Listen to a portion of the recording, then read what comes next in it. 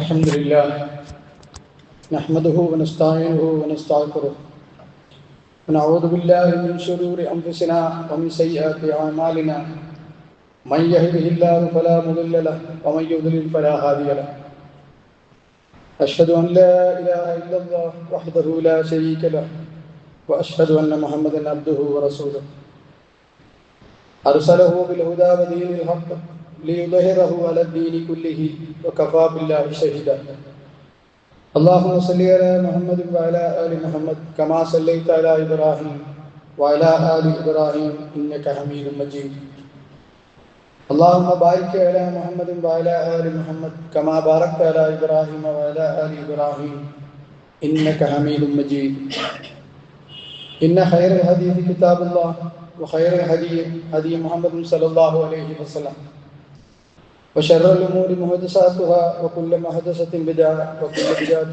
ضلالة وكل ضلالة في النار أعوذ بالله السميع العليم من الشيطان الرجيم يا أيها الذين آمنوا اتقوا الله حق تقاته ولا تموتن إلا وأنتم مسلمون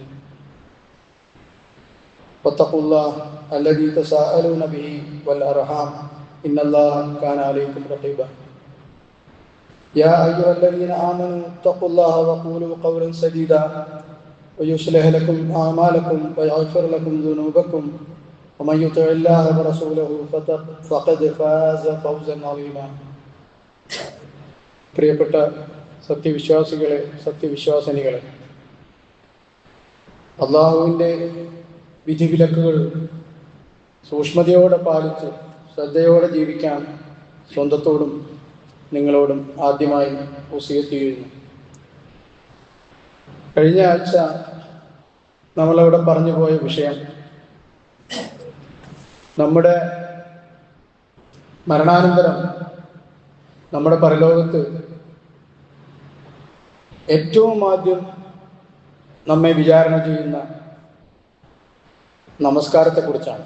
നമസ്കാരത്തിൻ്റെ പരീക്ഷണത്തിൽ വിജയിച്ചാൽ ബാക്കി എല്ലാ ഭാഗവും അത്ര കർശനമായിരിക്കില്ല എന്ന് നമ്മൾ കേട്ട് പഠിച്ച് മനസ്സിലാക്കിയുണ്ട് ചെറുപ്പകാലത്ത് തന്നെ. അതുകൊണ്ട് തന്നെ നമസ്കാരത്തിൻ്റെ പ്രാധാന്യത്തെക്കുറിച്ച് കുറച്ച് കാര്യങ്ങൾ നമ്മൾ പറഞ്ഞു തുടങ്ങിയിരുന്നു.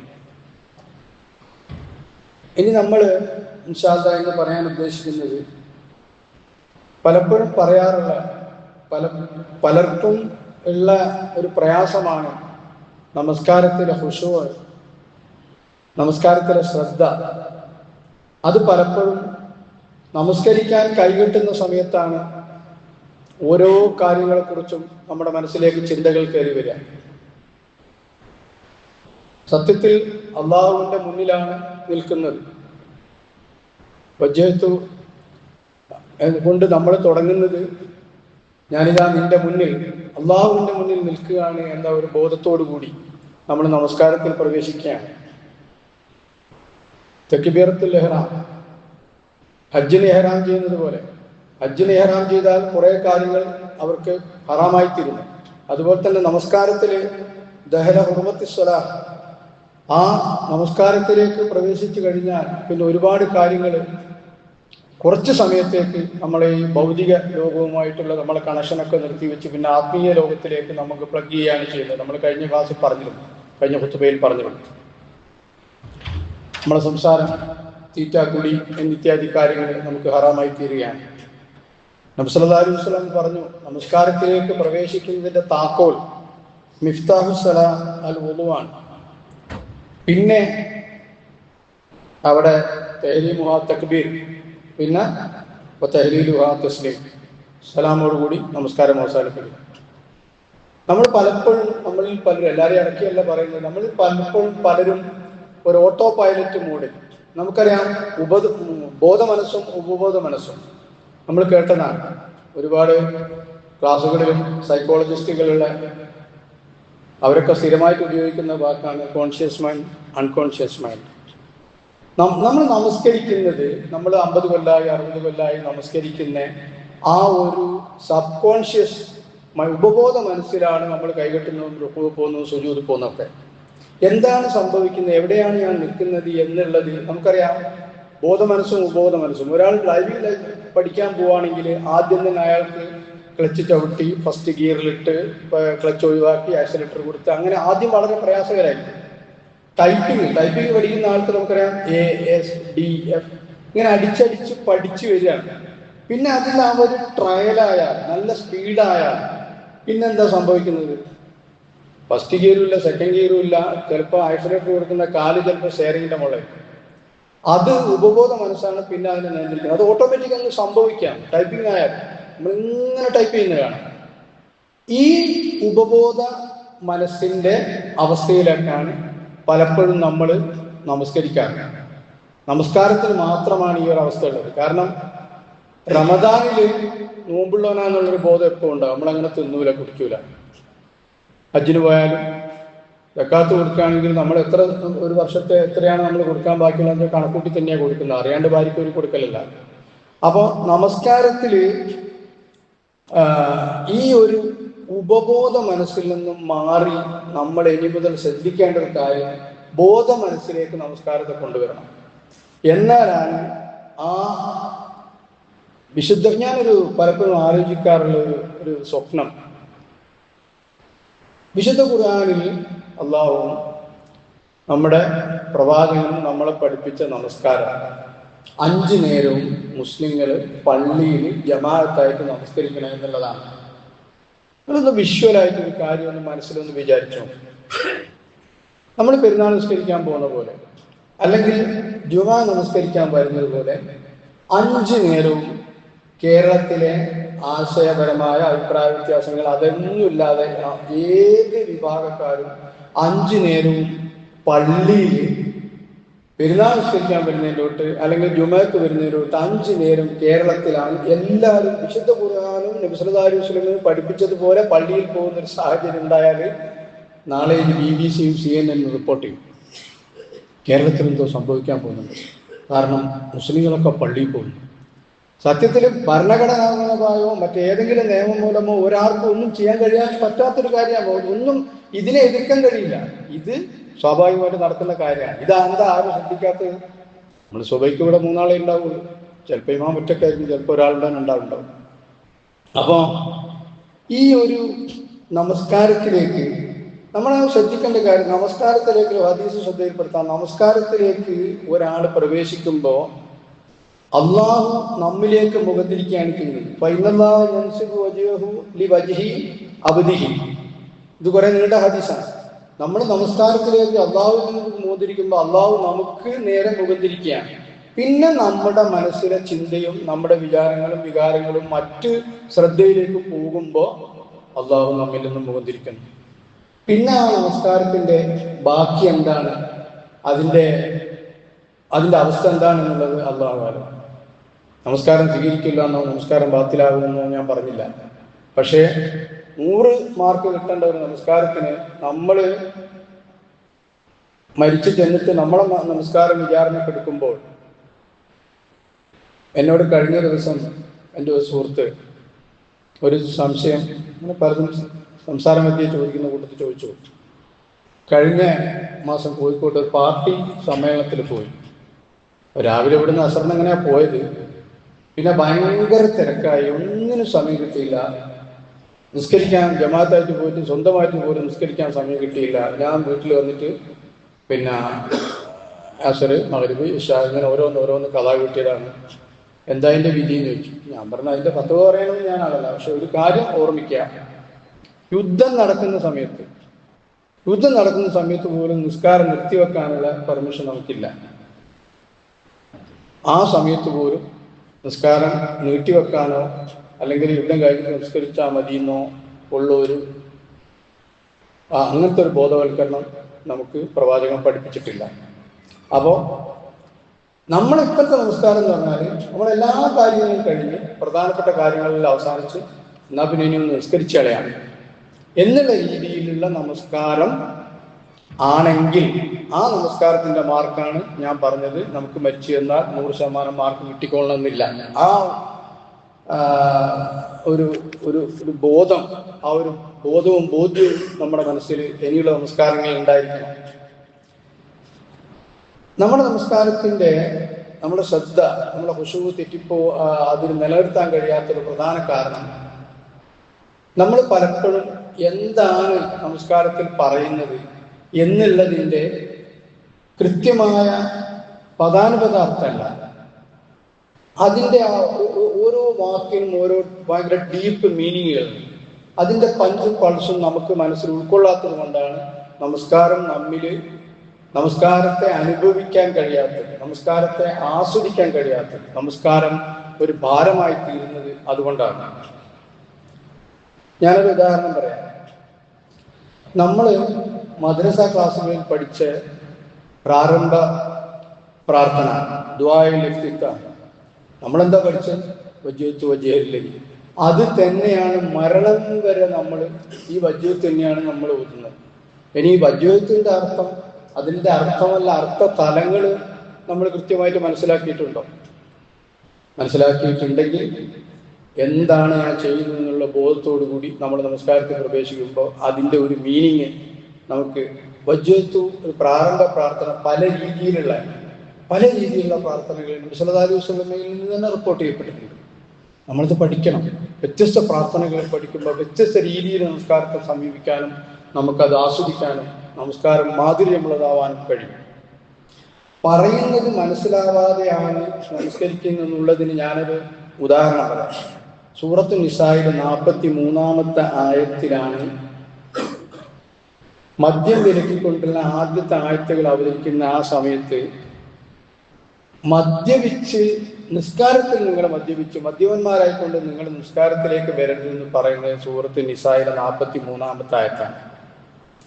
അതിൽ പറയുന്നത് യാ അയ്യുഹല്ലദീന ആമനൂ ലാ തഖറബുസ് സ്വലാത്ത വഅൻതും സുഖാറ, നിങ്ങൾ മദ്യപിച്ചുകൊണ്ട് നമസ്കാരത്തിൽ പ്രവേശിക്കരുതെന്നാണ് ആദ്യമായിട്ടുള്ള ആ മദ്യത്തെക്കുറിച്ചുള്ള ആദ്യത്തെ വിലക്കുണ്ടായത്. കാരണം എന്താണ്? അതിൻ്റെ അടുത്ത ആയത്ത് പരിശോധിച്ചാൽ മനസ്സിലാകും. ഹത്താ തഅലമൂ മാ തഖൂലൂൻ, നിങ്ങൾ എന്താണ് പറയുന്നതെന്ന് നിങ്ങൾക്ക് ബോധം ഉണ്ടാവില്ല. കാരണം വയറ്റിൽ മദ്യമുണ്ട്, നമസ്കാരത്തിൽ എന്താണ് ഉരുവിടുന്നത് എന്നുള്ള ഒരു അർത്ഥതലം മനസ്സിൽ നിങ്ങൾ എന്താ പറയുന്നത് നിങ്ങൾ അറിയാത്തൊരവസ്ഥ വരും. അതുകൊണ്ട് മദ്യപിച്ച് നമസ്കരിക്കാൻ വരരുതെന്നാണ് പറഞ്ഞത്. സത്യത്തിൽ മദ്യപിക്കാതെ നമ്മൾ പലരുടെയും നമസ്കാരം അത്താത്തകലും എന്താണ് നിങ്ങൾ ചെയ്യുന്നത്, നിങ്ങൾ പറയുന്നത്, നിങ്ങൾ തിരിച്ചറിയാത്തൊരവസ്ഥ നിങ്ങൾക്ക് വരുന്ന ആ ഒരു അവസ്ഥയിലാണ് നമ്മൾ പലരുടെയും നമസ്കാരം. നമ്മൾ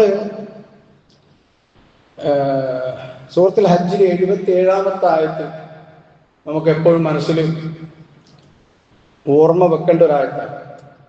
ബിസ്മില്ലാഹിർ റഹ്മാനിർ റഹീം. യാ അയ്യുഹല്ലദീന ആമനൂ ഇർകഊ വസ്ജുദൂ വഅബ്ദൂ റബ്ബക്കും വഫഅലൂ അൽ ഖൈറ ലഅല്ലക്കും തുഫ്ലിഹൂൻ. സത്യവിശ്വാസികളെ, നിങ്ങൾ കുമ്പിടുകയും സുൽത്താനം ചെയ്യുകയും നിങ്ങളുടെ രക്ഷിതാവിനെ ആരാധിക്കുകയും നന്മ പ്രവർത്തിക്കുകയും ചെയ്യുക. നിങ്ങൾ വിജയം പ്രാപിച്ചേക്കാം. ഇത് തിലാവത്തിന്റെ ഓത്തിന്റെ സുജൂദുള്ള വളരെ പ്രധാനപ്പെട്ട ഒരു ആയത്താണ്. അപ്പൊ നമ്മൾ സുജൂദ് ചെയ്യാനും റുക്കൂ ചെയ്യാനും നമ്മൾ നല്ലത് പ്രവർത്തിക്കാനുള്ള ഒരു മോട്ടിവേഷൻ നമസ്കാരം നമ്മളോട് പറയുന്നത്. ഇവിടെ ബാങ്കിൽ പറഞ്ഞു ഇയാൽ ഫലാഹ്, വിജയത്തിലേക്ക് വരുമേ. എന്താണ് വിജയം? നമ്മുടെ വിജയം ഭൗതികമായ കുറെ സമ്പത്ത്, അല്ലെങ്കിൽ മക്കൾക്ക് കുറെ ഉയർന്ന വിദ്യാഭ്യാസം, ഡോക്ടർ, എഞ്ചിനീയർ, വലിയ ജോലി, അല്ലെങ്കിൽ കുറെ അങ്ങാടിയിൽ കുറെ ഷോപ്പിംഗ് കോംപ്ലക്സുകൾ, കുറെ ഭൂമി, കുറെ ബാങ്ക് ബാലൻസ്, അതാണോ വിജയം? ഒരിക്കലല്ല. നമുക്ക് കിട്ടിയ ഏറ്റവും വലിയ വിജയം, ഏറ്റവും വലിയ ഭാഗ്യം ഈ ഹിദായത്താണ്. അതുപോലെ തന്നെ നമസ്കാരത്തിൽ നമ്മൾ വളരെയധികം ശ്രദ്ധിക്കേണ്ട ഒരു കാര്യം, നമസ്കാരത്തിൽ ശ്രദ്ധ തിരിക്കുന്ന ഒരു സംഗതിയും നമ്മളിൽ നിന്നുണ്ടാവാൻ പാടില്ല. നബി സല്ലല്ലാഹു അലൈഹി വസല്ലം സമ്മാനമായി ചിത്രപ്പണികൾ ഉള്ള ഒരു വസ്ത്രം ഒരാൾ കൊടുത്തു. നബി സല്ലല്ലാഹു അലൈഹി വസല്ലം അത് നിസ്കരിച്ചു, സലാം വീട്ടിയിട്ട് നബി സല്ലല്ലാഹു അലൈഹി വസല്ലം പറഞ്ഞു, ഇദ്ഹബു ബിഹാദിഹിൽ ഖമീസ്, ഈ ഖമീസ്, ഈ വസ്ത്രം എന്നിൽ നിങ്ങൾ കൊണ്ടുപോകും. കാരണം ആനിഫൻ ഫീ സ്വലാത്തി, ഇത് എൻ്റെ നമസ്കാരത്തിലുള്ള എൻ്റെ ശ്രദ്ധയെ തെറ്റിച്ചു കളയുന്നു. ആരാണ് പറയുന്നത്? ഒരു ചിത്രപ്പണിയുള്ള ചിത്രപ്പണിയുള്ള വസ്ത്രം ധരിച്ചിട്ട് നമസ്കാരത്തിലെ ശ്രദ്ധ തെറ്റിപ്പോകുന്നു പറയുന്നത് നമസ്കാരത്തിൽ വഹി വരെ ഇറങ്ങുന്ന നബി സല്ലല്ലാഹു അലൈഹി വസല്ലമയാണ്. അപ്പൊ നമ്മൾ ശ്രദ്ധിക്കേണ്ടത്, നമ്മൾ പള്ളിയിലേക്ക് വരുമ്പോൾ നമ്മളെ ശ്രദ്ധ മറ്റുള്ളവരെ ശ്രദ്ധ തെറ്റിക്കുന്ന ചിലരെ ടീഷർട്ടിന്റെ ബാക്കിൽ തന്നെ കാണാം kiss me, I love you അല്ലേ. ചിലർ മൊബൈൽ ഫോണ് റിംഗ് ടോണ്, ചിലപ്പോൾ നിസ്കരിക്കുന്ന നേരം റിംഗ് ടോണിന്റെ പാട്ട് ചിലപ്പം കൂടെ നമ്മളോട് പാടിപ്പോകും. അപ്പൊ ഇത് എന്നാൽ ഇങ്ങനെ റിംഗ് ടോൺ അടിക്കുന്ന നേരം ഇദ്ദേഹം ഇത് ഓഫാക്കും. നമസ്കാരത്തിൽ എന്റെ നമസ്കാരത്തിന് ഭംഗം വരരുത് എന്ന് വിചാരിച്ചിട്ടാണ് ഞാനിത് ഓഫാക്കാത്തത്. ബാക്കിയുള്ളവരും ഇത് കേട്ടിട്ട് ഇതുകൊണ്ട് ഇടങ്ങാറാകാം. അപ്പൊ ഇങ്ങനത്തെ നമസ്കാരത്തിലേക്ക് വരുമ്പോ, പള്ളിയിലേക്ക് വരുമ്പോ ഇങ്ങനത്തെ കുറേ കാര്യങ്ങൾ നമ്മൾ മനസ്സിലാക്കുന്നത്. അതുപോലെ തന്നെ ഈ സൂറത്തുൽ മുഅ്മിനീന്റെ തുടക്കത്തിൽ നമസ്കാരത്തെ കുറിച്ച് കുറേ, അതായത് മുഅ്മിനീങ്ങളുടെ ലക്ഷണത്തെ കുറിച്ച് ഓരോന്നിങ്ങനെ വരുന്നുണ്ട്. സമയമുള്ളപ്പോ വീട്ടിൽ പോയിട്ട് തഫ്സീർ എടുത്ത് വായിച്ചു നോക്കണം. അതായത് തുടക്കം പറയുന്നത് ആ വിശ്വാസികളുടെ ക്വാളിറ്റിയെ കുറിച്ച് പറയുന്ന സ്ഥലത്ത് ഖദ് അഫ്ലഹൽ മുഅ്മിനൂന അല്ലദീന ഹും ഫീ സ്വലാത്തിഹിം ഹാശിഊൻ. അല്ലദീന ഹും ഫീ സ്വലാത്തിഹിം ഹാശിഊൻ എന്ന് പറഞ്ഞാൽ ഓരോരുത്തരോട് പേഴ്സണലായിട്ട് പറഞ്ഞു, നിസ്കാരത്തിൽ ഭയഭക്തി പുലർത്തുന്നവർ.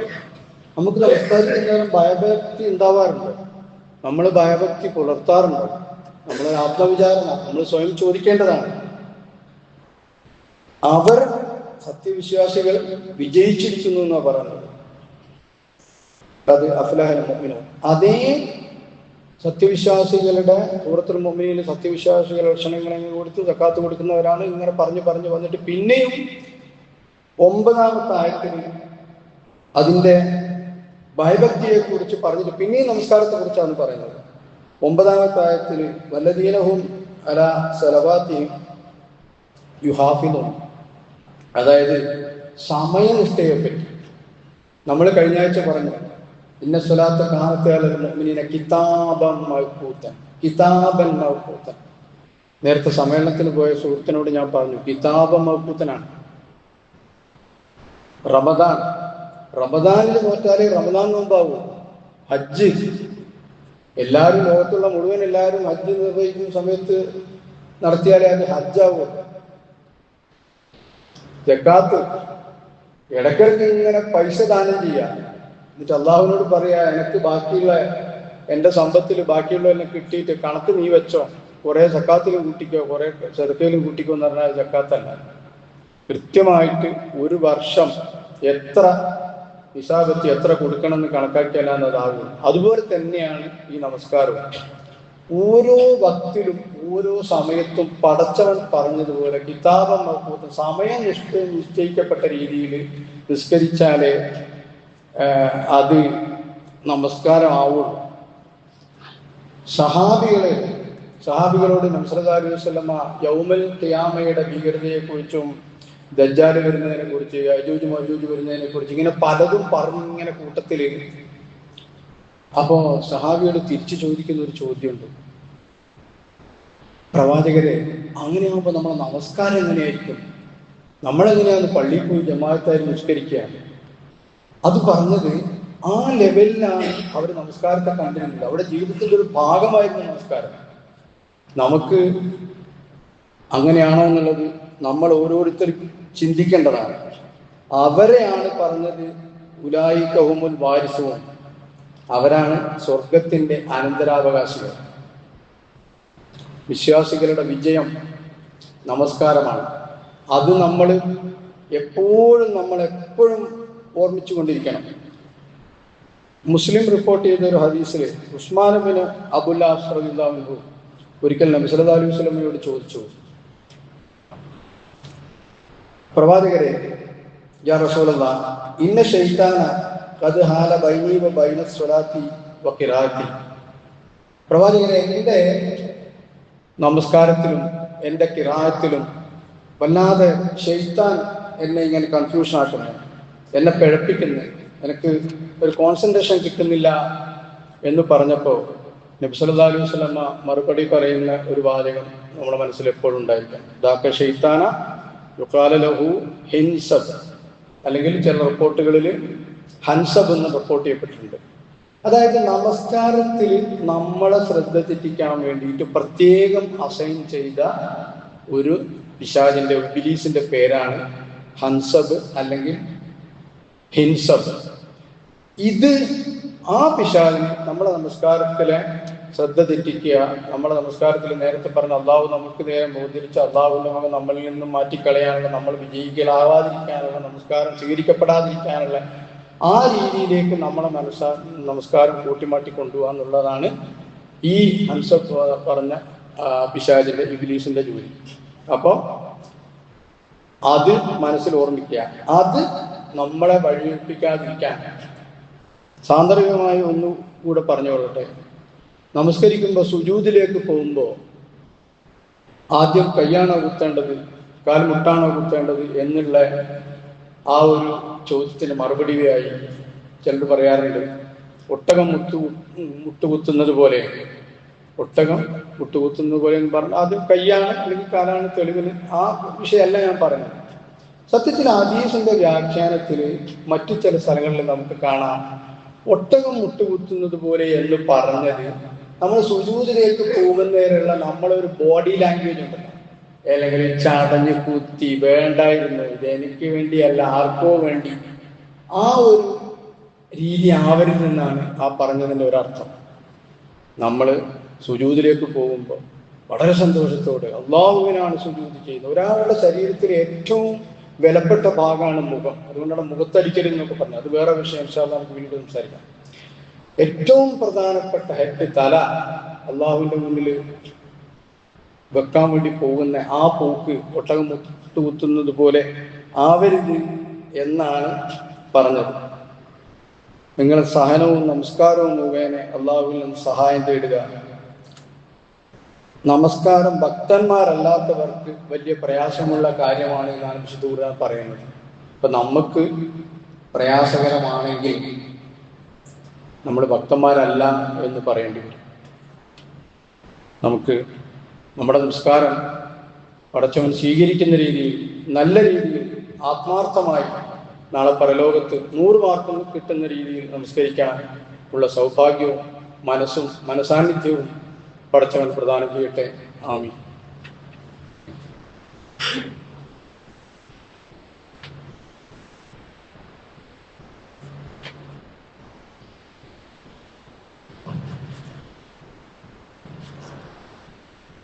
അൽഹംദുലില്ലാഹ് വസ്സലാത്തു വസ്സലാമു അലാ റസൂലില്ലാഹ്. പ്രിയപ്പെട്ടവരെ, ഒരിക്കൽ കൂടി അള്ളാഹുവിൻ്റെ വിധിവിലക്കുകൾ അനുസരിച്ച് സൂക്ഷ്മതയോടെ ജീവിക്കണമെന്ന് വസിയത്ത് ചെയ്യുകയാണ്. നമ്മളിപ്പോൾ കഴിഞ്ഞ ആഴ്ച നമ്മൾ പറഞ്ഞിരുന്നു, BLOമാർ വീടുകളിൽ കയറി നമ്മൾ അപേക്ഷ സ്വീകരിച്ചു, പൂരിപ്പിക്കുന്നു, കൊടുക്കുന്നു, പലതും കേൾക്കുന്നു. നമ്മൾ ഈ കാര്യത്തിലൊന്നും ഒരു നിസ്സംഗരാവരുത്. നമ്മൾ ചിലർ പറയും വോട്ട്, ചിലർ വലിയ വലിയ മെഗവായിട്ട് പറയും ഞാനിതുവരെ വോട്ട് ചെയ്തിട്ടില്ല. വോട്ട് ചെയ്തിട്ടില്ലെങ്കിൽ നമ്മൾക്കാണ് അതിൻ്റെ തകരാറ്. നമ്മുടെ രാജ്യത്ത് ജീവിക്കുമ്പോൾ, ഒരു മുസ്ലിം ഇസ്ലാമിക ഭരണമാവട്ടെ അനിസ്ലാമിക ഭരണമാവട്ടെ ഒരു രാജ്യത്ത് ജീവിക്കുമ്പോൾ ആ നാട്ടിലെ നിയമ നിർമ്മാണ, അവിടുത്തെ ജുഡീഷ്യറി, ലെജിസ്ലേറ്റീവ്, ഇതിനൊക്കെ അനുസരിക്കാൻ നമ്മൾ ബാധ്യസ്ഥരാണ്. ഇതൊന്നും എനിക്ക് വിഷയമല്ല എന്നുള്ള രീതിയിൽ നമ്മൾ ഒരിക്കലും ചിന്തിക്കാൻ പാടില്ല. അതേസമയം നമ്മൾ സൂറത്തുൽ ബഖറയിലെ 155 ആയത്തും സൂറത്തുൽ അൻഫാലിലെ 46 ആയത്തും, സൂറത്തുൽ അൻഫാലിലെ 46 ആലു ഇമ്രാനിലെ 103, ഇങ്ങനെ ഒരുപാട് സ്ഥലങ്ങളിൽ പടച്ചവൻ നമ്മളോട്, വിശ്വാസികളോട് പറയുന്ന ഒരു കാര്യമാണ്, ഫഅത്തിഉല്ലാഹ വറസൂലഹു വലാ തനാസഉ. അതായത് അത് കുറേ നീളമുള്ള ആയത്താണ്. അതിൻ്റെ മർമ്മം, നിങ്ങൾ ഭിന്നിക്കരുത്, നിങ്ങൾ ഒന്നിച്ച് നിൽക്കണം.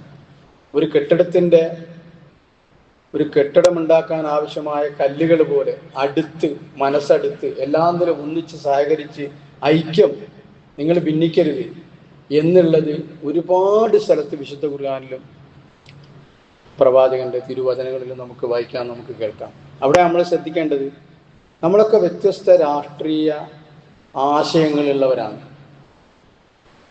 അതേസമയം നമ്മൾ നേരത്തെ പറഞ്ഞ പോലെ വിജയത്തിലേക്ക് ഹയ്യാല സ്വല ഹയ്യാല ഫല കേട്ടാൽ പള്ളിയിൽ ജമാഅത്തിന് വരുന്നവരാണ്. ആ ഒരു ബോധം പുറത്ത് രാഷ്ട്രീയത്തിൽ പ്രവർത്തിക്കുന്നേരവും നമുക്ക് വേണം. രാഷ്ട്രീയമായി എൻ്റെ അടുത്ത സുഹൃത്താണ്, എൻ്റെ എതിർകക്ഷിക്കാരനാണ്, അതൊക്കെ. പക്ഷേ അത് കഴിഞ്ഞ് ഞാൻ തിരിയുന്ന ഖിബലയിലേക്ക് എൻ്റെ വിശുദ്ധ ഖുർആനിൽ വിശ്വസിക്കുന്ന, എൻ്റെ പടച്ച റബ്ബിൽ വിശ്വസിക്കുന്ന, എൻ്റെ പ്രവാചകനിൽ വിശ്വസിക്കുന്ന ഒരു മറ്റു പാർട്ടിക്കാരനാണ് എന്നുള്ള ആ ഒരു ബോധം മറന്നുപോയത്. പലപ്പോഴും നമ്മൾ ഭിന്നിക്കുന്നത് അതുപോലെ തന്നെ രാഷ്ട്രീയ പാർട്ടികളായാലും മതപരമായ വ്യത്യസ്ത ആശയ അഭിപ്രായങ്ങളുള്ളവരായാലും നമുക്ക് അങ്ങോട്ടും ഇങ്ങോട്ടും ആരോഗ്യപരമായ ചർച്ചകൾ നടത്താം, നമുക്ക് സംസാരിക്കാം, നമുക്ക് സംശയങ്ങൾ ചോദിക്കാം, നമുക്ക് തർക്കിക്കാം, ഓക്കെ. പക്ഷേ അപ്പോഴൊക്കെയും നമ്മൾ ആലോചിക്കേണ്ടത് നമ്മൾ മുസ്ലിങ്ങളാണ്. നമ്മൾ നാളെ മഹ്ശറിൽ ഒരുമിച്ച് കൂടേണ്ടവരാണ്, സ്വർഗത്തിൽ ഒന്നിച്ച് കാണേണ്ടവരാണ്, നമ്മൾ പരസ്പരം സഹായിക്കേണ്ടവരാണ്, ഒരു ബിൽഡിങ്ങിലെ കല്ലുകളാണ്. പക്ഷേ രാഷ്ട്രീയപരമായാലും സംഘടനാപരമായാലും ആശയപരമായാലും നമ്മൾ ഇപ്പോഴുള്ള സോഷ്യൽ മീഡിയയിലെ ഖണ്ഡന മണ്ഡന വാദപ്രതിവാദങ്ങൾ കേൾക്കുമ്പോൾ പലപ്പോഴും തോന്നാറുണ്ട്, ഇസ്ലാമിൻ്റെ, ഞാൻ പേര് പറയുന്നില്ല, ഇസ്ലാമിൻ്റെ കഠിന ശത്രുക്കളെക്കാൾ ശത്രുത നമ്മൾ തമ്മിലുണ്ട്. പിന്നെ എങ്ങനെയാണ് നമ്മൾ വിജയികളാവുക? അത് നിലനിർത്തിക്കൊണ്ട് തന്നെ ഒരു കാര്യം കൂടി പറയട്ടെ. സൂറത്തുൽ ബഖറയിലെ 155 ആയത്തിൽ നിങ്ങൾ ശത്രുക്കളെ കൊണ്ട്, പേടിയെ കൊണ്ട്, വിശപ്പ് കൊണ്ട്, സാമ്പത്തിക നഷ്ടത്തെ കൊണ്ട്, മരണത്തെ കൊണ്ട്, രോഗത്തെ കൊണ്ട്, എല്ലാം കൊണ്ടുമല്ല, നിങ്ങൾ പരീക്ഷിക്കപ്പെടാം. വിശുദ്ധ ഖുർആനിൽ അള്ളാഹുവാണ് പറയുന്നത്, നിങ്ങൾ പരീക്ഷിക്കപ്പെടാം. അപ്പൊ നമ്മൾ പരീക്ഷണങ്ങൾ, ഈ രീതിയിലുള്ള പല രീതിയിലുള്ള പരീക്ഷണങ്ങൾ നമുക്ക് വന്ന് ഭവിക്കുമ്പോൾ, അത് ഞാൻ അന്നേ പറഞ്ഞിട്ടില്ലേ, അതോ ഞാൻ പറഞ്ഞ പോലെ കേൾക്കായിട്ടാണ്, നിന്റെ പണിയാണ് അല്ലെങ്കിൽ ആ പാർട്ടിയുടെ പണിയാണ് എന്ന് നമ്മൾ പരസ്പരം കുറ്റപ്പെടുത്താൻ പോകരുത്. എന്ത് തന്നെയായാലും എല്ലാ രീതിയിലും നമ്മൾ ഒന്നിച്ച് നിന്ന് എല്ലാ കാര്യങ്ങളും നടത്തിയിട്ടും നമുക്ക് ഈ പറഞ്ഞ രീതിയിലുള്ള പ്രയാസങ്ങളും ബുദ്ധിമുട്ടുകളും വരുമ്പോൾ അത് ഇന്നാലില്ലാഹി വ ഇന്നാ ഇലൈഹി റാജിഊൻ, അത് അള്ളാഹുവിൽ നിന്നുള്ളതാണ്, അത് നമ്മൾ അംഗീകരിക്കുന്നു. അത് അംഗീകരിച്ച് കൊണ്ട് തന്നെ നമ്മൾ ക്ഷമിക്കുന്നു, പിന്നീട് തവക്കലാക്കും. ഇതാണ് ഒരു വിശ്വാസിയുടെ നിലപാട്. ഇതായിരിക്കണം ഒരു വിശ്വാസിയുടെ നിലപാട്. അല്ലാതെ ഞാൻ പറഞ്ഞത് കേൾക്കാത്തതുകൊണ്ടാണ്, അല്ലെങ്കിൽ അങ്ങനെയാണ് ഇങ്ങനെയാണ് ഓരോ കാര്യങ്ങൾ. ഉഹദ് യുദ്ധത്തിൽ പരാജയം സംഭവിച്ചു വരുമ്പോൾ ചിലരൊക്കെ പറഞ്ഞു, അത് നമ്മൾ അന്നേ പറഞ്ഞല്ലേ, ആ പറഞ്ഞ പോലെ കേൾക്കാണ്ടല്ലേ ഇങ്ങനെ സംഭവിച്ചു, അങ്ങനെയല്ല ഇങ്ങനെ. ഉടനെ ആയിട്ടിറങ്ങി. നിങ്ങൾ അങ്ങനെ പരസ്പരം കുറ്റപ്പെടുത്തുകയോ അതിൻ്റെ ഒന്നും ആവശ്യമില്ല. തീരുമാനിക്കുന്നത് നാമാണ്, അള്ളാഹുവാണ്. കഥാകഥറുമായിട്ട് ബന്ധപ്പെട്ട വളരെ വിശാലമായ അർത്ഥതലങ്ങളുള്ള ഒരു സംഭവമാണ്. ഇൻഷാ അല്ലാഹ് പിന്നെ പറയാം. അപ്പോൾ എല്ലാറ്റിൻ്റെ പിന്നിലും അള്ളാഹുവിൻ്റെ തീരുമാനമാണെന്നും ഇത് പരീക്ഷണമാണെന്നും ഇവിടെ ക്ഷമിച്ചാൽ എനിക്ക് അതിയായ വലിയ പുണ്യം ഉണ്ടാകുമെന്നും നമ്മൾ ഓരോരുത്തരും മനസ്സിലാക്കുക. പരസ്പരം കുറ്റപ്പെടുത്താതിരിക്കുക. നമ്മളെ എങ്ങനെയെങ്കിലും നമ്മളെ ഇവിടുന്ന് ബുദ്ധിമുട്ടിക്കാൻ ഉദ്ദേശിക്കുന്ന ആളുകളാണ് ഈ SIR-ൻ്റെയും വോട്ടേഴ്സിൻ്റെയും. 10-20 കൊല്ലം മുമ്പൊന്നും ഇതിന് ഇത്ര പ്രാധാന്യമുള്ളതായിട്ട് നമ്മളാരും മനസ്സിലാക്കിയിട്ടില്ല. അപ്പോൾ ഓരോന്നിൻ്റെയും പ്രസക്തിയും പ്രാധാന്യവും വർദ്ധിച്ചു വരികയാണ്. ആ ഒരു ബോധ്യവും നമ്മളിൽ ഉണ്ടായിരിക്കുക. പടച്ചവൻ നമ്മളിൽ നിന്നുള്ള എല്ലാവിധ പ്രയാസങ്ങളും ബുദ്ധിമുട്ടുകളും ദൂരീകരിച്ചു തരട്ടെ. നമുക്കും നമ്മുടെ വരാനിരിക്കുന്ന തലമുറകൾക്കും നമ്മളൊക്കെ ഞാൻ മുസ്ലിമാണ് എന്ന് പറഞ്ഞ് അഭിമാനത്തോടെ നെഞ്ചുവിരിച്ച് തലയുയർത്തിപ്പിടിച്ച് നമ്മൾ ഈ നാട്ടിൽ കൂടി നടന്നിട്ടുണ്ട്. അതേ സൗഭാഗ്യം, അതേ ഒരു രാഷ്ട്രീയവും സാമൂഹികവും സാംസ്കാരികവുമായ ഒരു സാഹചര്യം നമ്മൾ മക്കൾക്കും അള്ളാഹു പ്രദാനം ചെയ്യട്ടെ. നമ്മളിൽ നിന്ന് വന്നുപോയ എല്ലാ ചെറുതും വലുതുമായ ദോഷങ്ങളെ തൊട്ടും പടച്ചവൻ നമുക്ക് പുറത്തു തരട്ടെ. നമ്മുടെ മാതാപിതാക്കൾക്ക് പുറത്തു തരട്ടെ. നമ്മളിൽ നിന്നും രോഗത്താൽ, പ്രയാസത്താൽ, സാമ്പത്തിക പ്രയാസത്താൽ, ശാരീരികമായ പ്രയാസത്താൽ പ്രയാസപ്പെടുന്ന ഒരുപാട് ആളുകളുണ്ട്. ഓരോരുത്തരും പ്രാർത്ഥിക്കാൻ ഏൽപ്പിക്കാറുണ്ട്. പടച്ചവനെ, ഓരോരുത്തരുടെയും ആവശ്യവും ഓരോരുത്തരുടെ പ്രയാസങ്ങളും ബുദ്ധിമുട്ടുകളും എന്താണെന്ന് നിനക്കറിയാം. പടച്ചവനെ, പ്രാർത്ഥിക്കാൻ ഏൽപ്പിച്ച എല്ലാവരുടെ ആവശ്യങ്ങളും നീ നിറവേറ്റി കൊടുക്കണേ. റബ്ബന ആതിനാ ഫിദ്ദുനിയ ഹസനത്തൻ വഫിൽ ആഖിറതി ഹസനത്തൻ വഖിനാ അദാബന്നാർ.